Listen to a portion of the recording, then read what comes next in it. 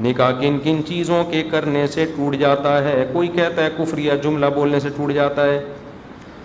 دیکھو نکاح ایک تو طلاق دینے سے ٹوٹتا ہے, چاہے صریح طلاق ہو یا کنایہ میں ہو. کنایہ کا مطلب الفاظ گول مول ہیں لیکن آپ کی نیت طلاق کی تھی.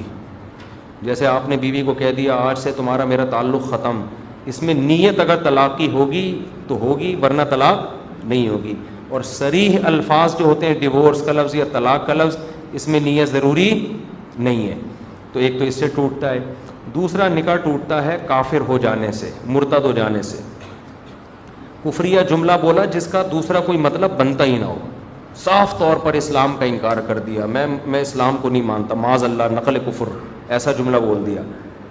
یا اسلام کے کسی حکم کا مذاق اڑایا بالکل واضح لفظوں میں, اس میں فوراً فتوی بازی نہ کر دیا کریں, بالکل صاف پتہ چل رہا ہے کہ یہ اسلام کو نہیں مانتا, تو مرتد ہو جائے گا تو بھی اس کا نکاح ٹوٹ جائے گا. یا ختم نبوت کا انکار کر دیا.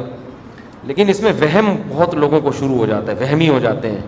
تو وہمی نہ ہو جایا کریں, پھر تنگ کرتے ہیں, میرے میاں نے یوں بول دیا تھا تو کافر تو نہیں ہو گئے, میرے میاں نے, وہ پاگل ہو جاتے ہیں, ہمیں بھی پاگل کر دیتے ہیں. تو واضح لفظوں میں جب تک کوئی مرتد نہیں ہوگا, صاف پتہ چل رہا ہو یہ اسلام کو نہیں مانتا, ایسے الفاظ کہے.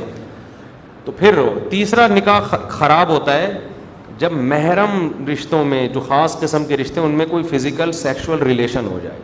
خدا نخواستہ ساس اور داماد کا ریلیشن ہو گیا, سسر اور بہو کا ریلیشن ہو گیا, اس سے بھی میاں بیوی کا رشتہ کیا ہو جاتا ہے؟ خراب. شریعت کا اصول ہے کسی عورت سے آپ کا سیکشول فزیکل ریلیشن ہے تو اس کی ماں اور بیٹی سے اب آپ کا ریلیشن نہیں ہو سکتا. تو جب اپنی بیوی کی ماں سے ریلیشن ہو گیا تو اب اس کی بیٹی سے وہ کیا ہو جائے گی؟ حرام. وہ تو ساس تو پہلے ہی حرام تھی, بیٹی بھی حرام ہو جائے گی. اسی وجہ سے ہم کہتے ہیں کہ بہو اور سسر کو تھوڑا ریزرو رہنے کی ضرورت ہے. عام طور پہ تو نہیں کہہ سکتے, لیکن بعض گھروں میں ایسا ہوتا ہے سسر صاحب بہو سے ہاتھ ملا رہے ہیں, یہ غلط ہے. بہو کو پیار کرنا ہے, بس اس کے سر پہ ہاتھ رکھا, بس اس سے زیادہ کلوز ہونے کی ضرورت نہیں ہے. اسی طرح ساسیں داماد کو سفر پہ آ رہا ہے تو جناب سینے سے لگا رہی ہیں, ٹھیک ہے بیٹوں کی طرح ہے, لیکن شریعت میں ایک احتیاط ہے.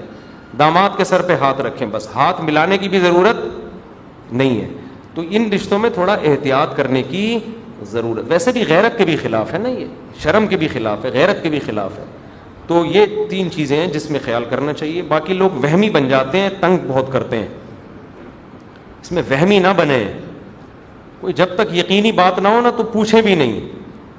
تنگ کرتے ہیں کہ وہ ایسے ہو گیا تھا, یوں ہو گیا تھا, مجھے شک ہے. تو شک وقت سے نہیں ہوتا بھائی, ایسے اپنے آپ کو مصیبت میں نہ ڈالیں.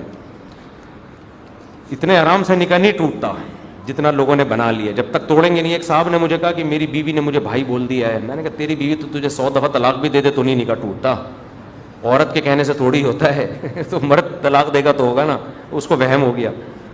تو ایسے تو ہر عورت جس نے شوہر سے جان چھڑانی ہو بھائی بول کے پتلی گلی سے نکل لے. وہ کیا خیال ہے, عدالتوں میں کی ضرورت ہی نہیں ہے پھر. تو ایسا نہیں ہوتا. آزاد کے لفظ میں لوگ بہت وہمی ہو جاتے ہیں.